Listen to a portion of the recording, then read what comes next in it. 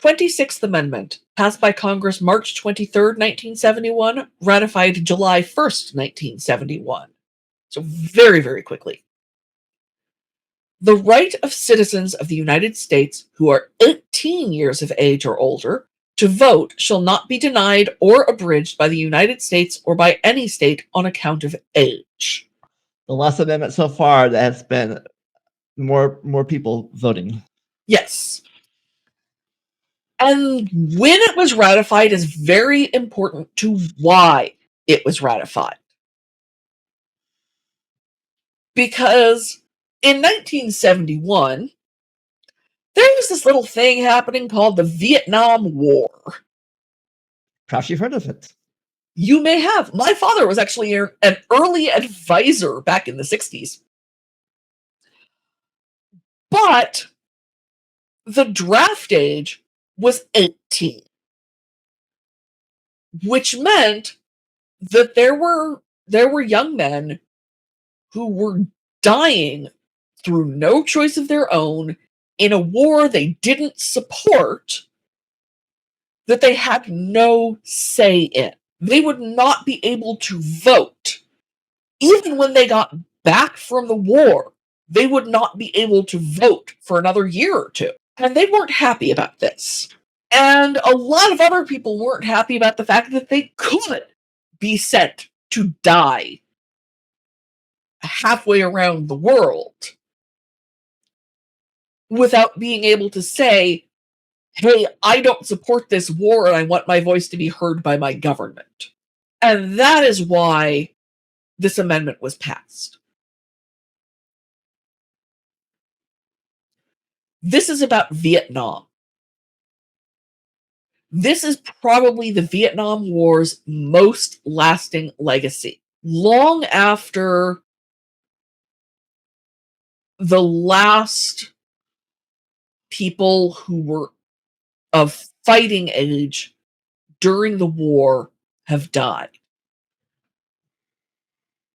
this amendment will be in place enshrining their right to vote about whether they were going to go to war or not.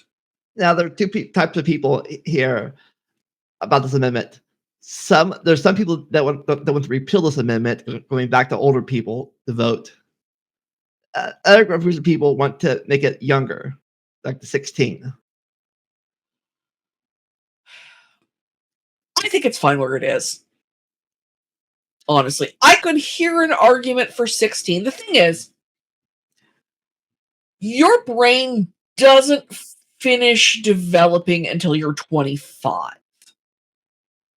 And you don't have a full sense of future consequences. And this is not intended as an insult to anyone who is listening to this who is younger than 25. This is purely neuroscience. And I know that if you're listening to this, you're probably more mature than the average person your age. I get that. I do. I understand. This is neuroscience. The facts of the matter hold that your brain doesn't finish developing until you're 25. And that's probably why people go the other way, because yeah. And I get the desire to limit it to people who are older because their brains have finished developing. But because we give people so many other rights and responsibilities at 18, it's wrong, in my opinion at least, to make you a legal adult but have this 3 years of limbo where you still don't get to vote.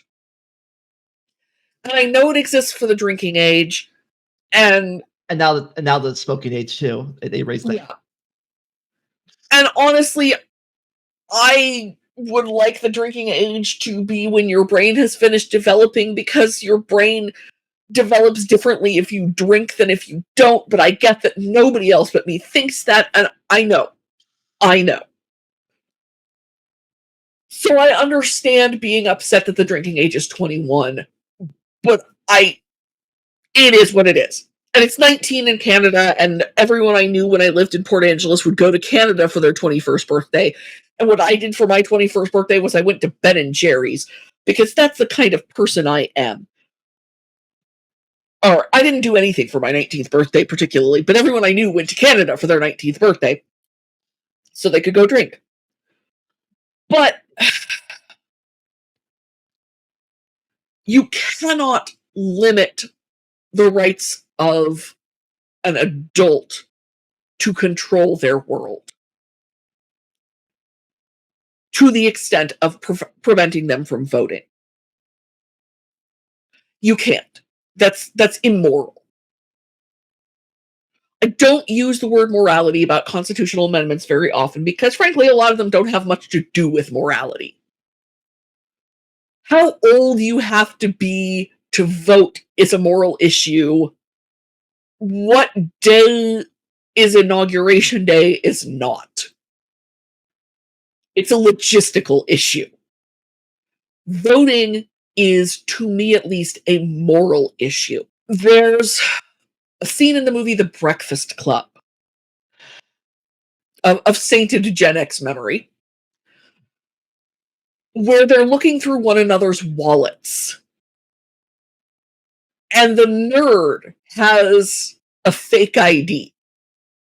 And is asked why he has a fake ID, because none of them can picture this guy going to buy beer. So there's got to be a reason. And he very matter-of-factly says, so that I can vote. And so there are people who are 16 and very passionately want to vote. And honestly, it's one of the lines in the movie that I vibed with most when I was in high school. It was like, yeah, I can see doing that. That's fine. I would consider doing that. It was even more important to the people who were 18 in 1971. Imagine being 17 in 1971 when this passes and knowing that the very next year you will be able to cast your ballot for president and for representative and probably a senator. So this would have been for Nixon's first term. Yeah, this is in Nixon's first term. I'm sorry. I'm rephrase that. This would have been the vote for Nixon's second term. Yes. Not that enormous numbers of people who cared about getting the vote wanted to vote for Nixon, though Stephen King did. I believe it was 68 he voted for Nixon because Nixon said he had a secret plan to get us out of Vietnam, and Stephen King believed him. But we had seen in 1968 enormous numbers of college students, or college-age people at least, getting involved in the presidential election. And the 60s in general had seen enormous numbers of young people getting involved in the system. A lot of the civil rights movement was controlled by teenagers. John Lewis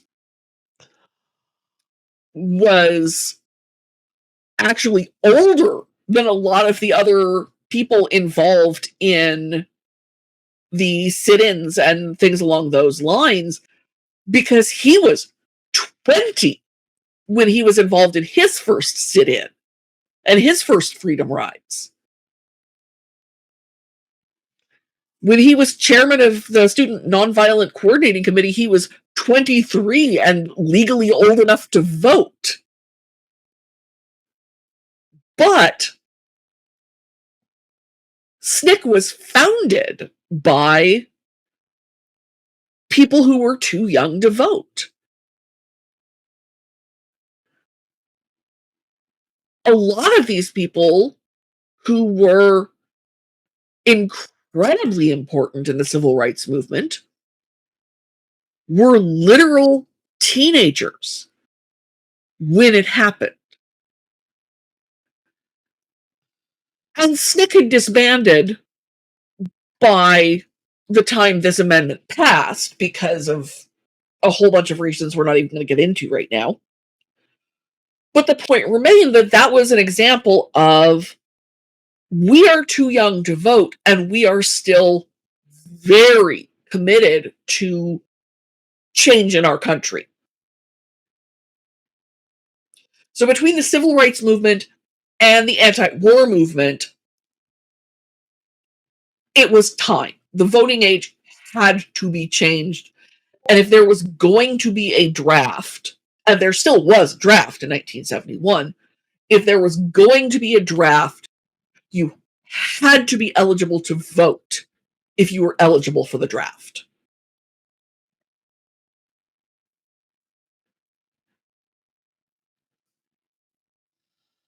Yep. And so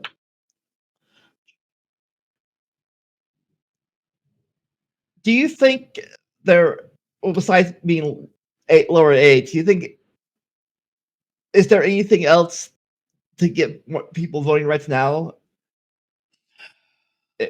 So, Right now, I think the biggest battles are preserving the voting rights for people who legally have them. all right. Right now, I think the two biggest fights are gerrymandering and attempted voter suppression. I don't see it as likely that they'll drop the voting age further. And frankly, young people vote less often than other groups.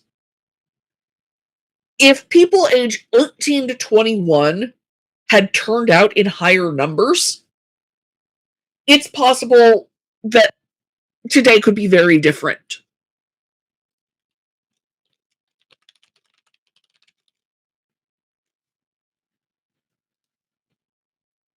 Because young people don't vote. And that means that the races, the people in control don't listen to young people, because why should you listen to people who don't vote?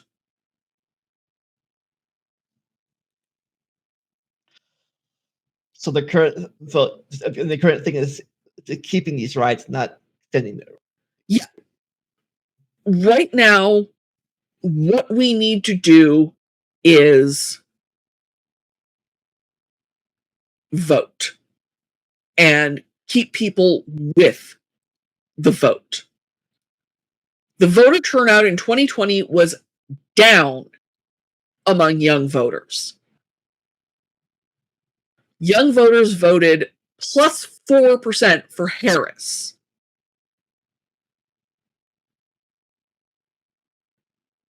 You mean 2024? Yeah. Yeah. 42% of young voters cast ballots. That means that 58% didn't.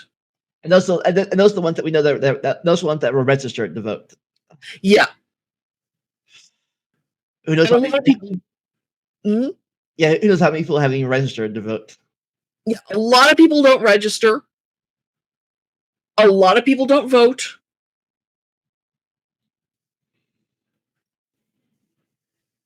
And if you don't vote, why should anyone listen to you? They're going to listen to the people who put them in office. That's why people who don't vote don't get to complain. Because they've given the people in charge no reason to listen to what they want. You want, and I mean, Okay. I am a white suburban voter and I'm middle aged. So, yeah, politicians in theory listen to me more than they listen to a lot of other people because I'm in a block that votes pretty consistently and I'm only about 15 years away from the point where I am in the most sought after voting block, except I'm a woman, so that part not. But other than that. But if young people want more progressive people to represent them, they need to vote for the most progressive people there. Yeah. If young people want pro trans rights policies, they need to vote for people with trans rights platforms. Even if you don't like anything else about them. It's vote for the trans rights over not voting. Vote for anti-gerrymandering, vote for abortion access, vote for legalized marijuana, whatever it is that you care about. If one candidate is stronger in favor of that one thing that you care about and neutral on anything else, vote for that person and you're going to shift the conversation your direction. Yeah. There's only, ever since I was 18, there's only one time I didn't vote, and that was during the 2020 primaries because I couldn't get to the ballot because of the COVID situation. I And didn't I, vote and in I didn't have, 90s. and I didn't have time to get or find out where the new thing was after that because everything was up in chaos. Yeah. I didn't vote in the 96 election because California lost my absentee ballot application. There have been a couple of local races that I've missed for similar reasons.